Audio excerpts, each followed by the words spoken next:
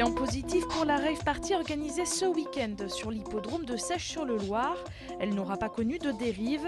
Pas de gros problèmes en effet à déplorer. Il faut dire que la free party était très encadrée par les organisateurs, les gendarmes, les pompiers et la Croix-Rouge. Un dispositif qui a été relativement calme par rapport à ce qu'on peut rencontrer habituellement dans ce genre de manifestation.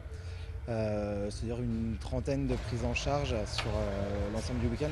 Le directeur de cabinet du préfet est venu plusieurs fois sur le site, la nuit et le jour, pour veiller à la sécurité de la teuf. Le bilan positif de cet événement est le fruit d'une étroite collaboration entre les pouvoirs publics et les organisateurs. Ça a bien avancé, c'était bien effectivement le fait d'avoir pu préparer le projet ensemble.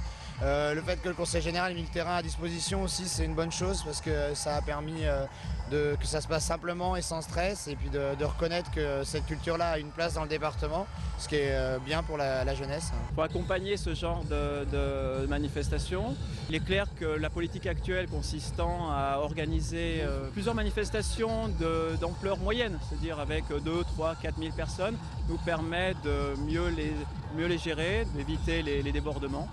Et il me semble que c'est une expérience dont on peut considérer comme plutôt satisfaisante. Les voisins semblent en effet satisfaits de l'organisation. Quelques-uns sont même venus faire les curieux.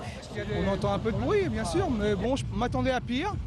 Et puis moi aujourd'hui j'ai fait un peu le curieux avant que tout le monde parte, donc je suis venu faire un petit tour et bon, je suis surpris plutôt agréablement parce qu'on dit beaucoup de mal un petit peu sur les jeunes et je trouve que là ils s'organisent bien.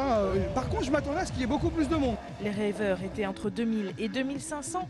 En partant dimanche, des éthylotests leur étaient proposés par les organisateurs. Plus loin, un second barrage, celui-ci organisé par les gendarmes, qui veillaient à ce que les conducteurs soient bien en état de prendre la route.